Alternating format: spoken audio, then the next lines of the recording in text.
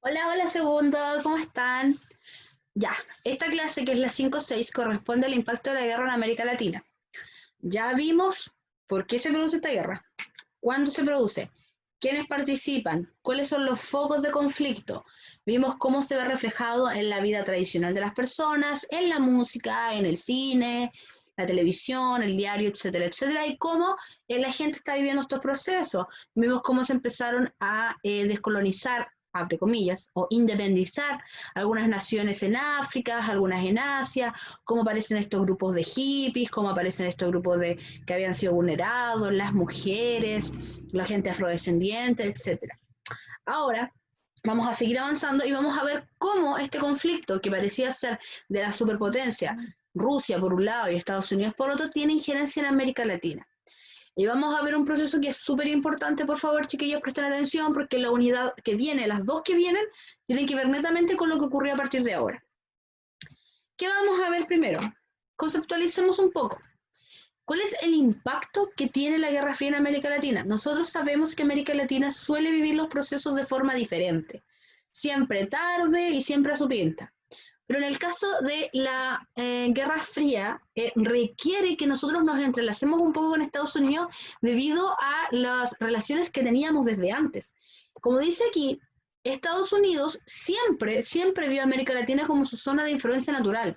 Como dirían los prisioneros, Latinoamérica es un pueblo del sur de Estados Unidos. ¿Qué quiere decir eso? Que Estados Unidos asumió que toda América Latina iba a estar acorde con lo que él proponía y por tanto toda América Latina iba a ser aliado del capitalismo y por tanto de su bloque. Claramente vamos a ver que no fue así. ¿Por qué? Porque en el 59 se produce la Revolución Cubana, que nosotros la vimos cuando vimos la crisis de los misiles, y vimos que aparece un foco comunista dentro de una zona de injerencia que Estados Unidos creía como propia. A partir de ese momento, diferentes grupos y diferentes movimientos van a decir, si Cuba pudo, yo puedo, porque el que puede, puede y yo puedo. Entonces, ¿qué va a pasar? Que muchos grupos de izquierda van a creer que la forma de acceder al poder es generar una revolución por la fuerza. Obviamente a Estados Unidos esto no le va a gustar para nada y va a obligar a estos países a entrar en conflicto directo con Estados Unidos.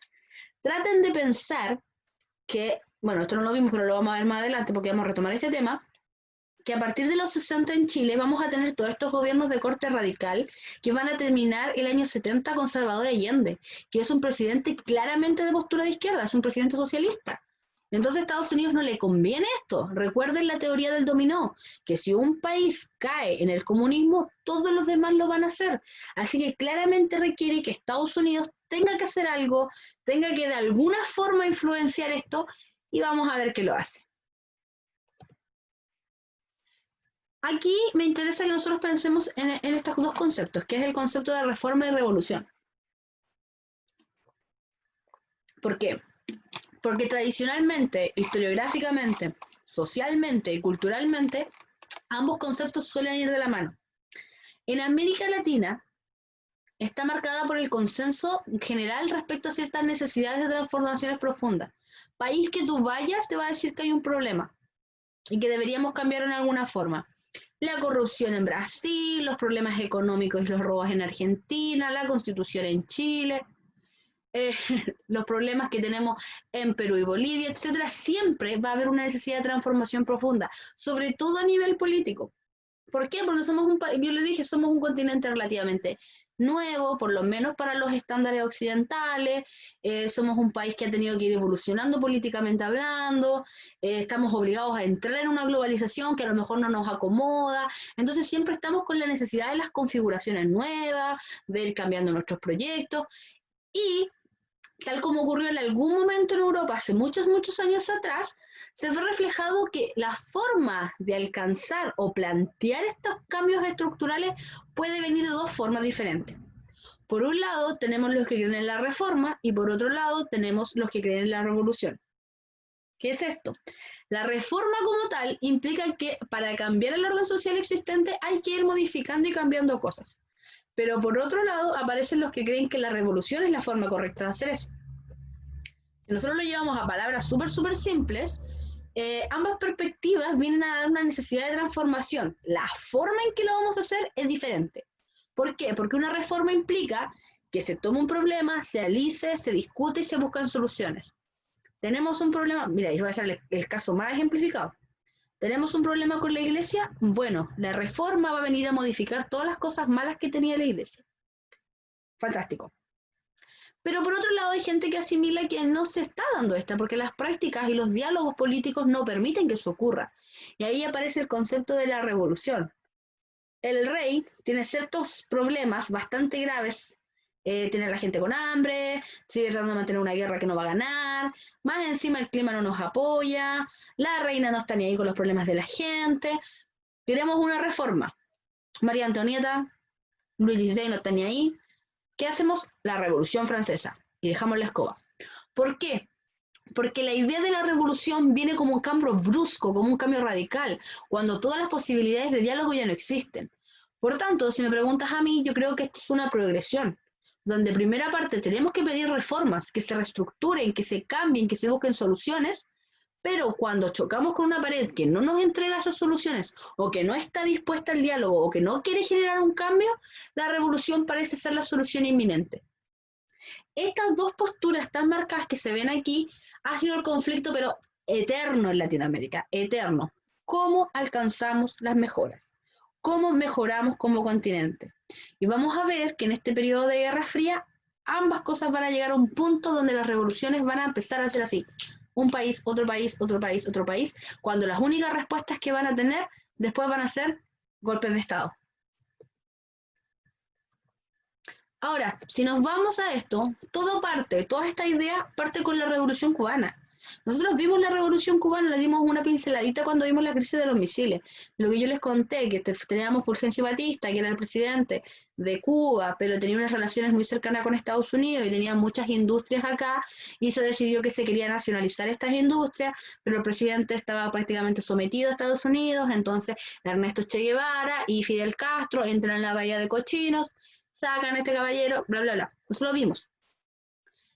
Pero, tal como dice mi hermoso avatar pequeño que está ahí, subí un resumen bonito al Classroom. De hecho, ¿se acuerdan del libro que alguna vez yo les mostré que era como Historia para Idiotas? Que era el libro que yo tenía donde sale como resumida toda la historia del mundo con muchos dibujitos, que es fantástico porque a mí me permite enseñar de forma súper simple hasta allá. En ese libro aparece bien definido lo que ocurrió. Entonces son como dos planas, no es más. Entonces lo subí y ahí pueden revisarlo para que tengan los datos, porque creo que es como innecesario que se aprendan de memoria estos datos, que está ahí. Pero en palabras súper simple, en el 52 el gobierno de Cuba estaba a manos del dictador Fulgencio Batista, que aparte de ser corrupto y tenía una clara tendencia estadounidense en materia económica y política, la gente decidió rebelarse contra este sistema, lo que tiene que ver con la revolución como tal, y se produce una insurrección popular a cargo de Fidel Castro y Che Guevara. Y por supuesto el hermano Raúl Castro, que fue presidente interino. De hecho, todavía. En enero del 59 los rebeldes entraron a La Habana por la Bahía de Cochinos y Fidel Castro quedó como ministro de Cuba, después presidente vitalicio. Hasta ahí estamos bien. El problema está en las consecuencias que generó esto. ¿Por qué? Porque a Estados Unidos claramente no le gustó sacar un gobierno que podía manejar y sobre todo tener un gobierno de corte de izquierda socialista tan cerca de ellos. Y obviamente después vino todo el proceso de la crisis de los misiles. Una vez en el gobierno, Castro promulgó una serie de medidas de nacionalización de las empresas. Todas las empresas que eran gringas, entiéndase por ejemplo las petroleras, las telefónicas, la electricidad, pasaron a ser del Estado. Y no es como que yo simplemente compré las empresas, no, esta empresa de aquí es mía, se hace trabajar, y es mía. Y todo lo que empezó a producir esa empresa eran ganancias para el Estado, ¿ya? Además de eso, generó una reforma agraria que afectó mayoritariamente a la industria del azúcar. El azúcar era la principal exportación de Cuba, entonces si nosotros quitamos eso genera menos ingresos. Entonces también generó un problema porque había muchos inversionistas extranjeros que dedicaban a la extracción del azúcar y la venta en el comercio. El mayor porcentaje de las tierras cultivables que se dedicaban al azúcar eran también estadounidenses. O sea, no eran estadounidenses, ellos la utilizaban. Siguen siendo tierras cubanas, por supuesto. Entonces Fidel Castro dice ya, estas tierras son de nosotros, por tanto vamos a producir nosotros y la vamos a dividir entre la gente de acá. Suena bacán. Pero los estadounidenses tenían derecho sobre esas tierras para poder trabajarlas, porque económicamente habían invertido en la producción de esas tierras. Lo que hace Fidel Castro es quedarse con todo eso para Cuba. Obviamente a Estados Unidos le va a gustar esto y va a generar conflicto y va a generar roce. Y considerando todo lo que está ocurriendo con la Guerra Fría, que estamos saliendo por allá por Vietnam por un lado, que teníamos los problemas que estaban dando con Rusia, esto va a generar tensiones muy grandes. Estados Unidos lo primero que hace es oponerse al régimen de Castro. ¿Y qué hace? La única forma que tiene, pues un bloqueo económico. ¿Qué es un bloqueo económico? Tenemos Cuba, esto es Cuba. Yo lo que hago es cerrar, abre comillas, el espacio que rodea a Cuba. ¿Y qué digo yo? Ningún país capitalista que esté a favor mío, como Estados Unidos, puede comercializar con Cuba. Ningún país, ningún país. Por tanto, Cuba se ve obligado solo a comercializar con sí mismo, una autarquía, o con algunos países del bloque comunista. Obviamente, la madre Rusia dice, no, no, no te preocupes, yo te apoyo, yo te apoyo. Y mantiene el comercio solamente con estos países. Eso también es súper complicado porque si vivimos en un mundo globalizado donde las economías funcionan a nivel de globo, tener un bloqueo económico y quitarle la posibilidad de alcanzar esta globalización a Cuba también afecta a las personas. Piensa que en Cuba los autos que hay son todavía de los 70, de hecho hace poco se bajó el bloqueo con Barack Obama, los computadores que habían en Cuba eran viejísimos, y como que Cuba había quedado como congelada en el tiempo porque no tenía influencia de la globalización que estaba graficada en Estados Unidos. Piensa que en Cuba no había Coca-Cola. Ya en todo el mundo hay Coca-Cola, menos en Cuba y en Corea. Pero se entiende por qué. Como los cubanos no tenían acceso a las materias primas que venían de afuera y no podía comercializar con el resto de los países, obviamente empezó a haber desabastecimiento porque la isla no puede producir para todas las personas. Obviamente generó la racionalización de las cosas. De hecho, en Cuba se compraba con unos pequeños carnecitos donde usted iba, mostraba el papelito y le decía, ya, en su familia viven 4 personas, aquí tiene esto de arroz, esto de aceite, no podías consumir más cosas porque no había más cosas. Y lo cual obviamente muchos de los cubanos decidió irse del país y todos aquellos que estaban en contra del régimen de Castro fueron exiliados también del país. Esto llevó a que Castro fortaleciera esta alianza que yo les decía con la Unión Soviética, donde ellos le ayudaban mutuamente, porque por un lado Cuba podía recibir alimentos desde la Unión Soviética y por otro lado la Unión Soviética tenía ahí un vigilante al lado de Miami esperando que soltara cualquier cosita de Estados Unidos, entonces también les servía. Y también, por supuesto, la teoría, pues, si Cuba cayó, ¿por qué no podían caer sus vecinos? Nicaragua está cerca, podría hacerla. Entonces, ahí está. Ante estas tensiones aparece lo que era la crisis de los misiles, que es esta idea de que se pusieron un par de misiles en Cuba, de la Unión Soviética, apuntando hacia Estados Unidos se da cuenta de esto, asustado, le pide que por favor los saque, si no ellos van a disparar, empieza a generar este conflicto.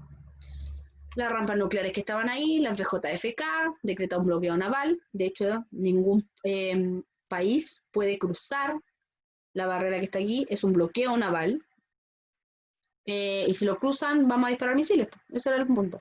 La crisis estuvo a punto de desembocar en un conflicto directo entre ambas potencias, lo que les decía yo, pero finalmente como que quedó ahí. Hubo un acuerdo para callado, puertas cerradas. En la hoja que les mandé, en el resumen que les mandé del libro que les dije que le había escaneado, ahí hablaba con respecto a esto. Ya, ahí están como todos los datos, porque yo ya los dije, entonces no quiero volver a caer en lo mismo y además ahí usted los tiene. Puede imprimir las hojitas, son, si no me equivoco, son 6 hojas, son 6 planas. Si usted quiere imprimirlo bacán, si no puede leerlo del computador, está en PDF bien bonito y puede anotar en su cuaderno.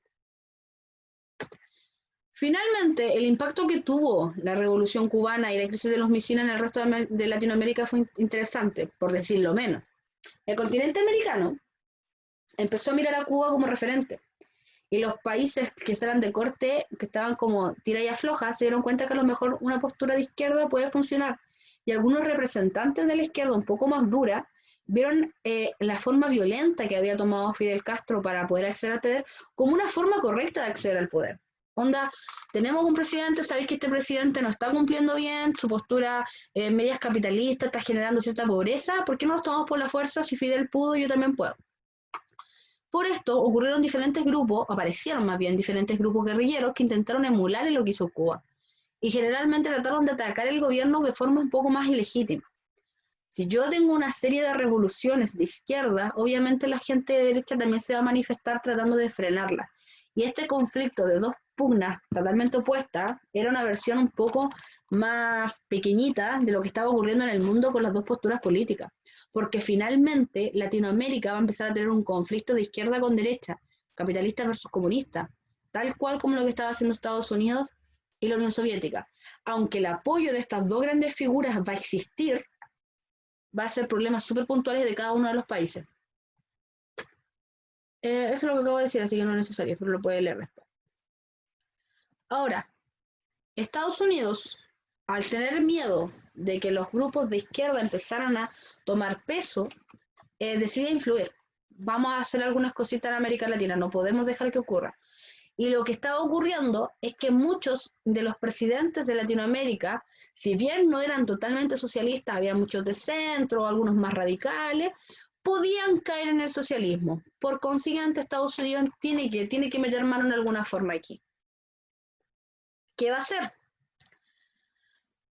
Como Cuba había instaurado este régimen comunista y estaba tan cerca de Estados Unidos, apareció una idea de amenaza muy, muy cercana.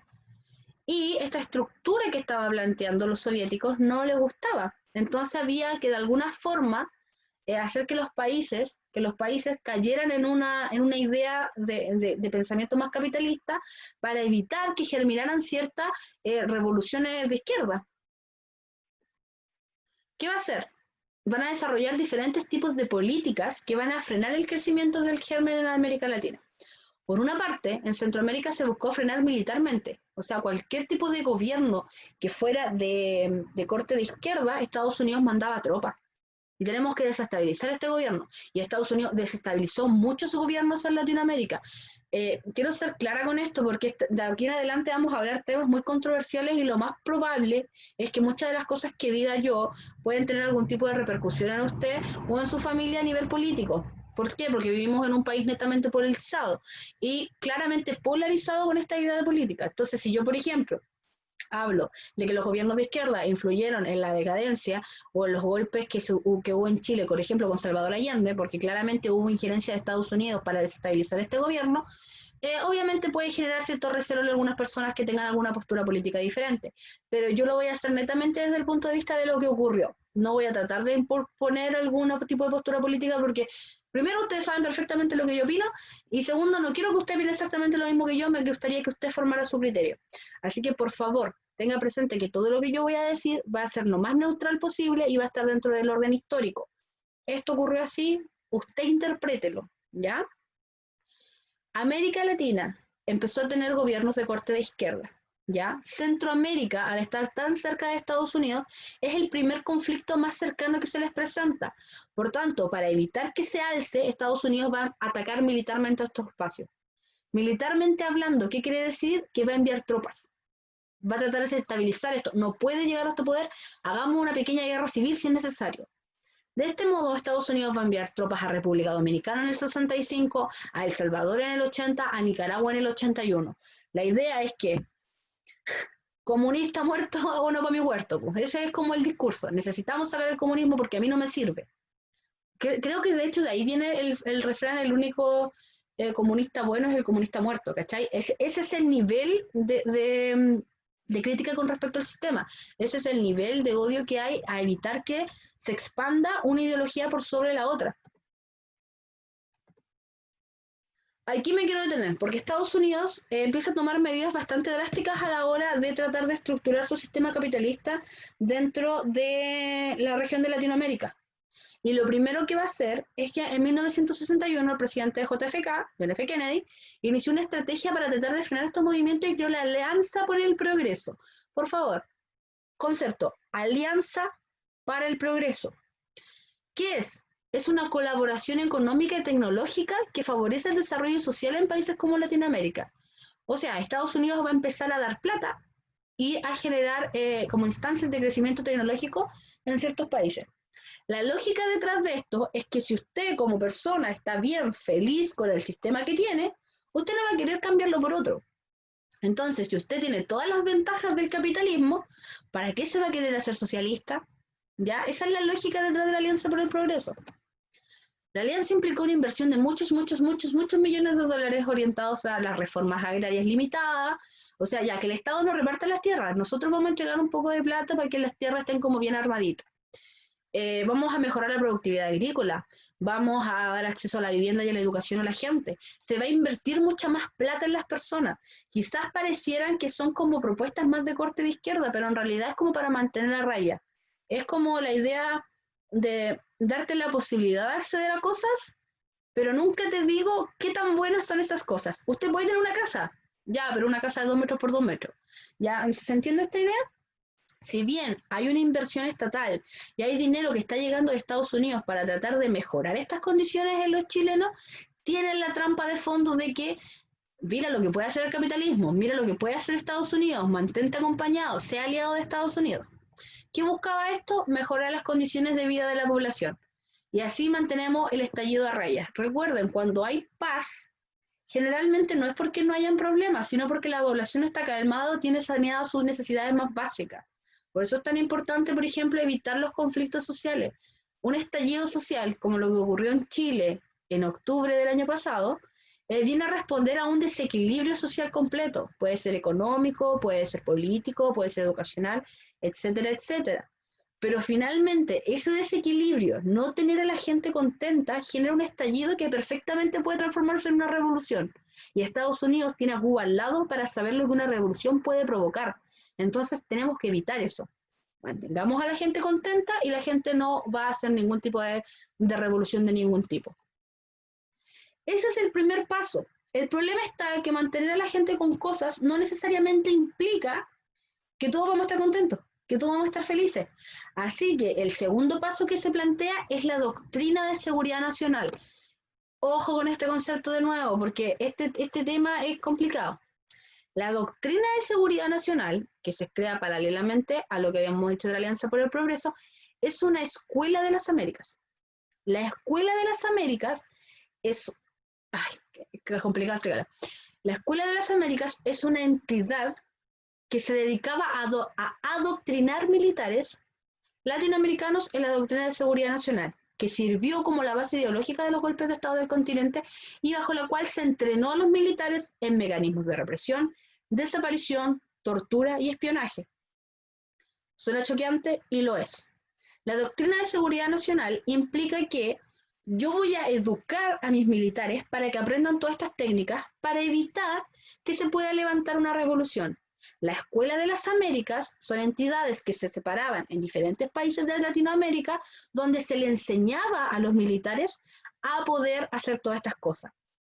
Así que tratamos de aclarar aquí porque no quiero que queden dudas en esto, pero también quiero que queden como bien ordenadito. Estados Unidos quiere evitar que el comunismo se asiente, ¿ya? Estados Unidos tiene miedo que ocurra lo mismo que ocurrió en Cuba.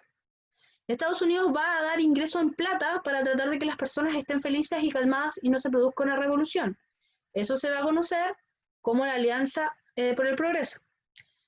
Pero del mismo modo, en paralelo, va a crear la Escuela de las Américas, que son entidades que van a estar en cada uno de los países enseñando la doctrina de seguridad nacional.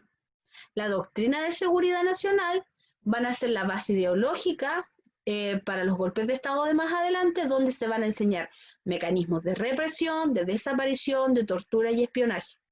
¿Ya? ¿Qué es esto? La doctrina implica la creencia de que el enemigo de las Fuerzas Armadas ya no es del extranjero, sino que puede venir de adentro.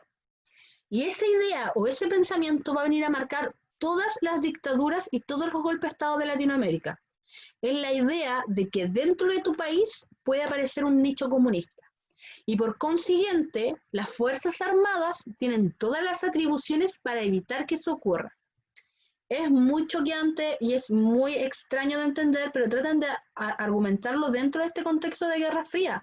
Hay una cantidad de panfletos impresionantes dando vueltas que hablan de los terrores del comunismo y por el otro lado de los terrores del capitalismo. Entonces, la única forma de tratar de mantener a la gente a raya es metiéndole miedo. Yo insisto, las campañas del terror es la forma más básica y más burda de mantener a la población controlada. ¿Por qué? Porque juegas con la ignorancia de las personas.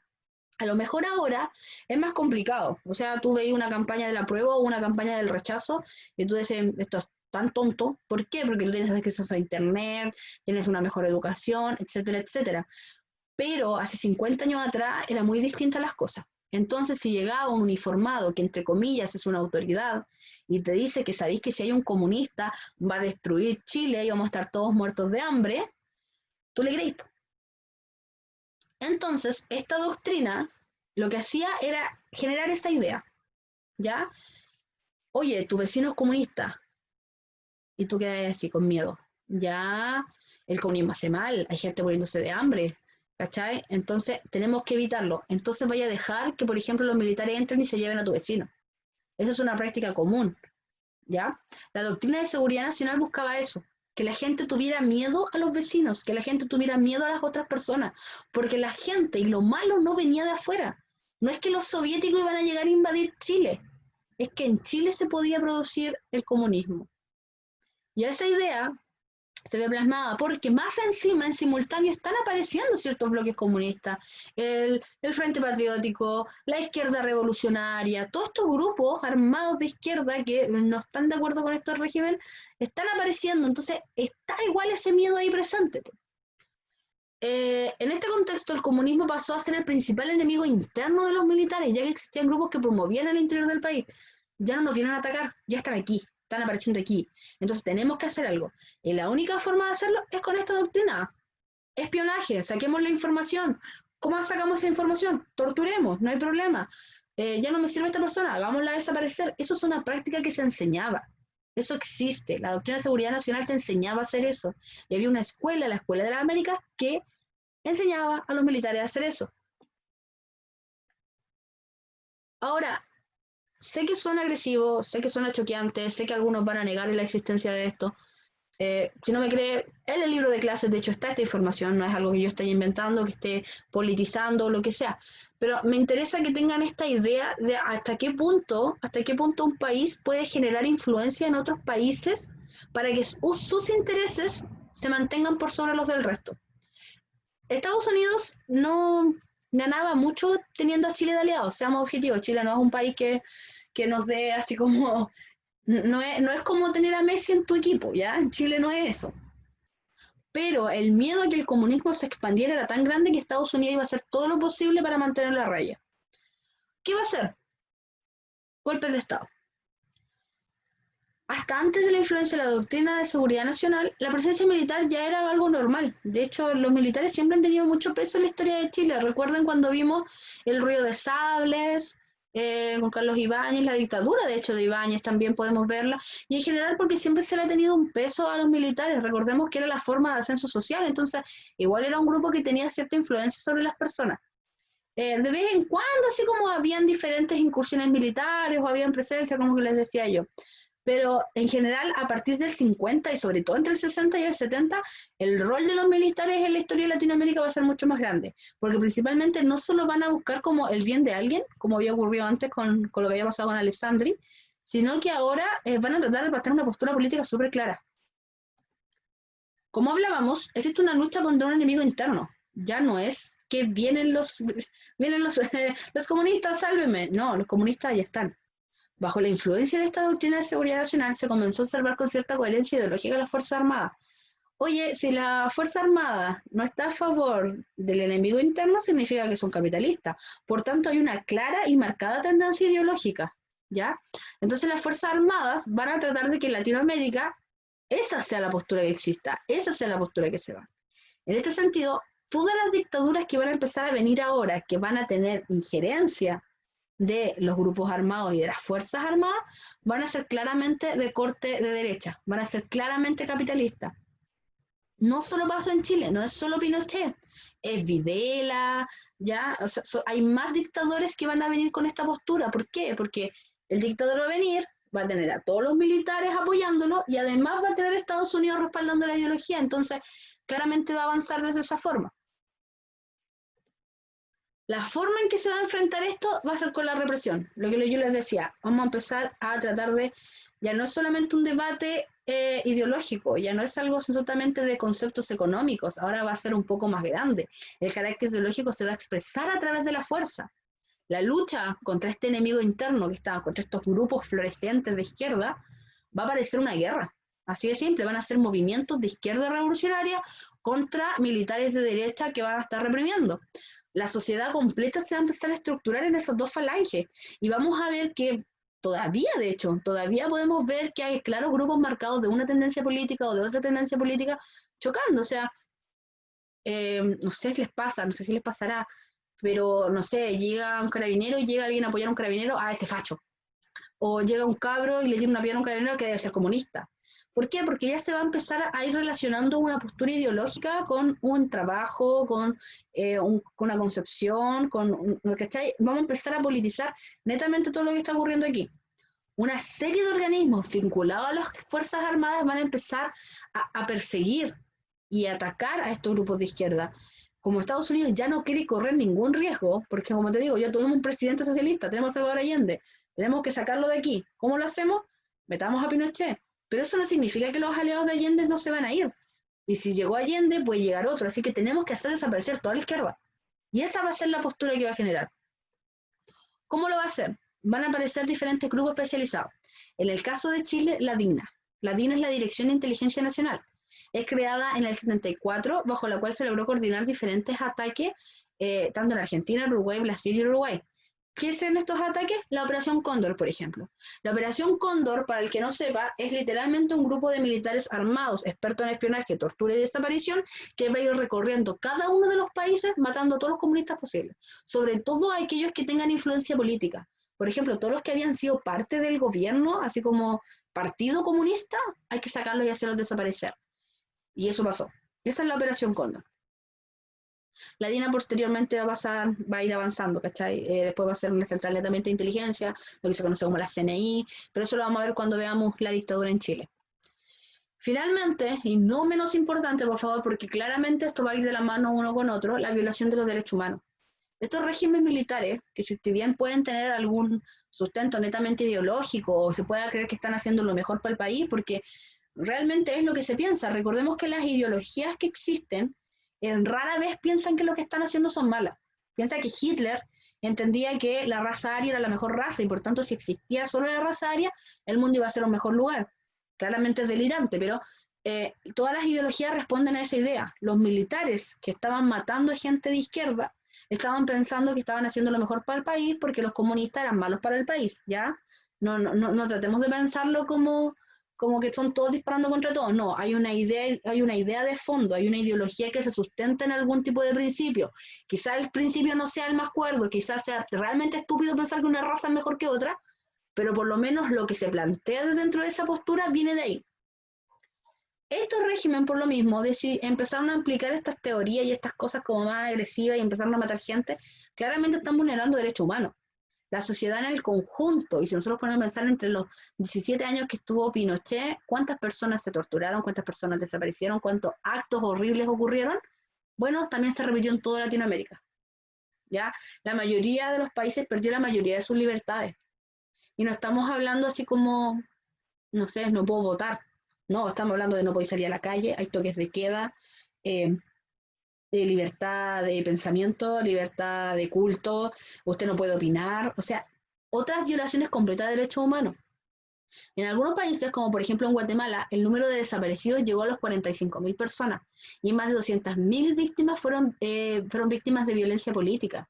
Por violencia política vamos a entender desde las golpizas en la calle hasta que los pacos entraran a tu casa y allanaran y la destruyeran todo pensando que podías tener algo, violaciones, golpes, electroshock, que se llevaran a tus hijos, que era una práctica bastante común. De hecho, durante dictadura se robaban niños de comunistas y los daban en adopción en otros países, etcétera, etcétera. Todo eso son violaciones a los derechos humanos que ocurrieron en gran parte de Latinoamérica. De hecho, como te digo, las cifras son descomunales.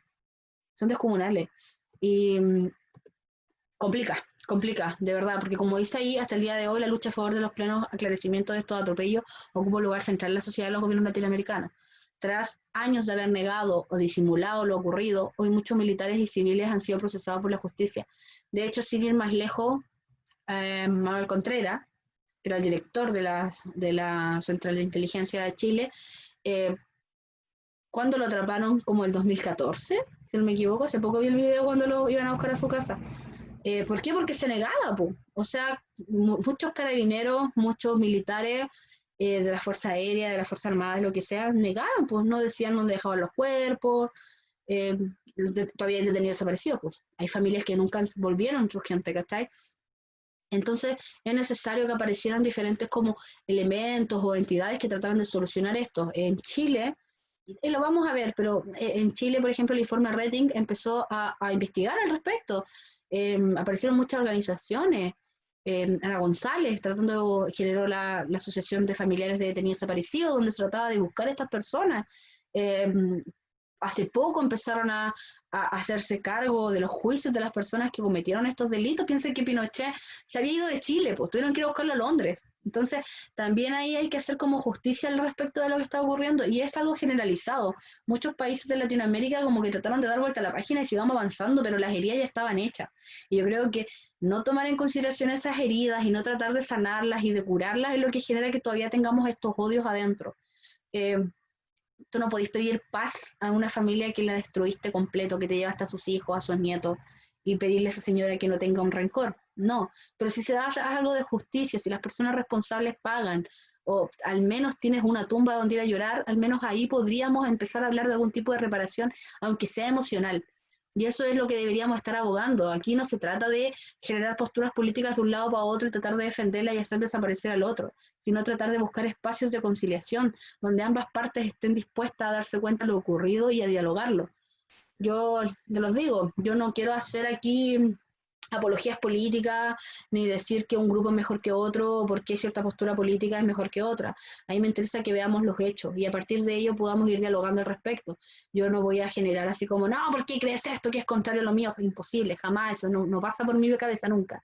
Si usted tiene una postura discordante, dígala, podemos dialogarla, podemos saber de dónde viene. Y es mi idea, o sea, más que nada, todo lo que viene ahora, y usted se da cuenta del tema que estamos hablando, todo lo que viene ahora nos va a llevar a diálogos y no van a ser diálogos agradables. Pero ustedes ya están en edad, en madurez para generar sus propias ideas, para generar su propia empatía política, empatía histórica, para también tratar de generar estos análisis que podemos dar. O sea, yo no creo que haya posturas netamente cerradas. La gracia de la historiografía es que es una ciencia abierta y donde nosotros podemos expresar nuestras emociones. Pero también validándolas con hechos. Entonces me interesa que seamos súper abiertos de mente en lo que vamos a hablar y tengamos cierto grado de respeto, por favor. Yo no quiero acá insultos o mofas con respecto a este tipo de cosas, porque en realidad es súper complejo. Si tú te das cuenta, salir a la calle, todavía Chile tiene esto súper así como... de hecho, ayer se estaba hablando de la ley que prohíbe, o sea, no es como que prohíbe, pero es una ley que sanciona el negacionismo, o sea, decir que en Chile no hubo una dictadura, por ejemplo. Que no, que es un pronunciamiento nomás, no, es una dictadura. Chile tuvo una dictadura, un golpe de Estado con una dictadura donde hubieron violaciones a los derechos humanos. Eso es un hecho, ¿cachai? Cualquier persona que lo niegue ahora cae en un tipo de delito, porque ya no se puede eso. Es lo mismo que pasaba en Alemania, perdón, en Europa, con gente que negaba el holocausto. No, el holocausto ocurrió y es terrible y es horrible. Y por respeto a las familias, uno tiene que mantener la historia y ser claro con ella. Entonces tú veis gente diciendo, oye, pero eso es como la ley Mordaza, ya nos quitaron la libertad de pensamiento. Oye, los hechos no son cuestionables en esa forma. Hay cosas que pasan. Que para ti no sea grave, que para ti no tengan la repercusión que corresponda, no implica que no lo sea. ¿Ya? Así que por favor, altura de mira es lo que les pido ahora.